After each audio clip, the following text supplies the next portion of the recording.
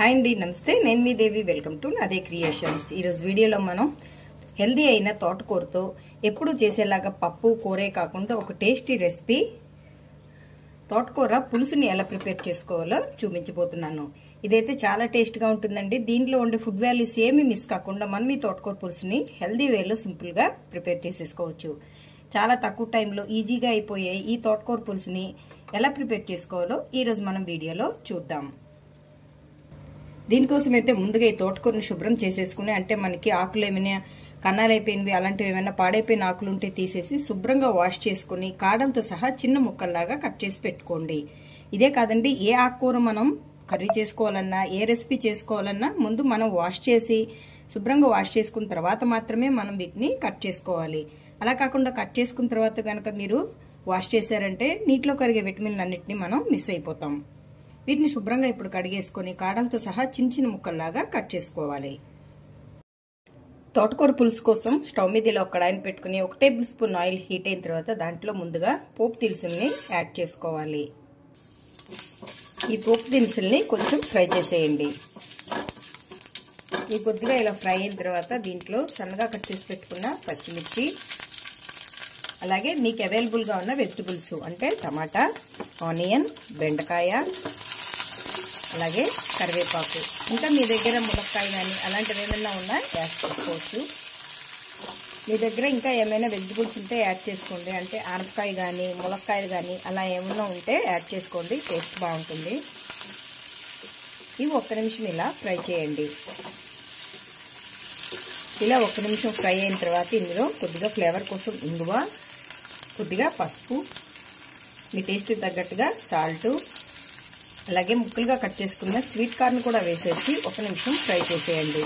ఈ sweet corn అనేది optional మాత్రమేనండి. మాకైతే దీని టేస్ట్ నచ్చుతుంది, అందుకే వేసాను. మీకు నచ్చితే మీరు కూడా యాడ్ చేసుకోండి, టేస్ట్ అయితే చాలా బాగుంటుంది. ఇలా ఇవన్నీ 1 నిమిషం ఫ్రై అయిన తర్వాత ఇందులో రసం తీసి పెట్టుకున్న ఒక పెద్ద నిమ్మకాయ సైజు అంతా చింతపండు రసం, అలాగే 1 కప్పు వాటర్, అలాగే కాడలతో సహా కట్ చేసుకున్న ఒక చిన్న కట్ట తోటకూరను కూడా వేసేసి ఒకసారి దీని అంతటిని అడ్జస్ట్ చేయండి. ఇది ఉడికితే మనకి లోపలికి వెళ్ళిపోతుంది. ఇప్పుడు దీని మీద మూత పెట్టేసి లో ఫ్లేమ్లోనే ఒక 10 మినిట్స్ పాటు ఇలా మగ్గనివ్వండి. మనకి తోటకూర పులుసు మరింత టేస్ట్గా రావడం కోసం ఇక్కడ మనం ఆవని ప్రిపేర్ చేసుకుందాం. దీనికోసం ఇలా ఒక మిక్సర్ జార్ తీసుకుని దాంట్లో 1 టేబుల్ స్పూన్ వరకు నువ్వులు, అలాగే 1 టేబుల్ స్పూన్ పచ్చి కొబ్బరి, 1/2 స్పూన్ వరకు ఆవాలు, 1 ఎండుమిర్చి, అలాగే 1 టీ స్పూన్ వరకు బియ్యపిండి.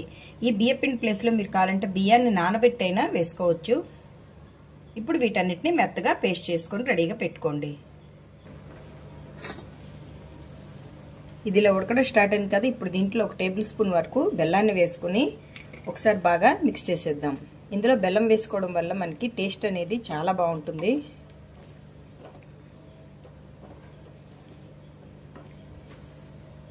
ఇలా కలిపేసుకున్న తర్వాత మూత పెట్టేసి ఇంకొక 2 మినిట్స్ పాటు దీన్ని ఇలాగా మగ్గనివ్వండి.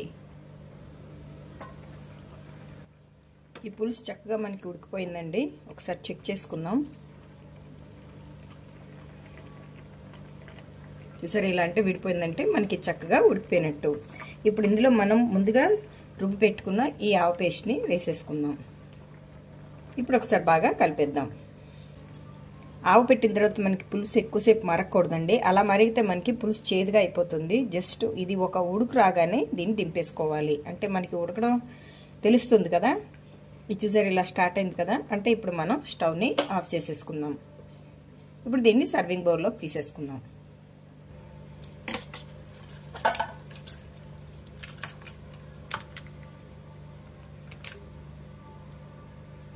ఇలా బౌల్లోకి తీసుకుని పచ్చికరివేపాకుతో గార్నిష్ చేసుకుంటే సర్వ్ చేసుకుంటే ఎంతో టేస్టీగా కమ్మగా మనకి తోటకూర పులుసు అయితే రెడీ అయిపోయింది. ఇలా పులుసు చేసుకుంటే మనకి ఎటువంటి ఫుడ్ వాల్యూస్ అస్సలు మిస్ అవ్వకుండా టేస్ట్ అయితే చాలా బాగుంటుంది. మీరు దీన్ని ఒకసారి ట్రై చేయండి. ఎలా వచ్చిందో నాకు కామెంట్ సెక్షన్లో తెలియచేయండి. అలాగే మరిన్ని టేస్టీ రెసిపీస్ కోసం నాదే క్రియేషన్స్ని సబ్స్క్రైబ్ చేసుకోండి. Thank you for watching.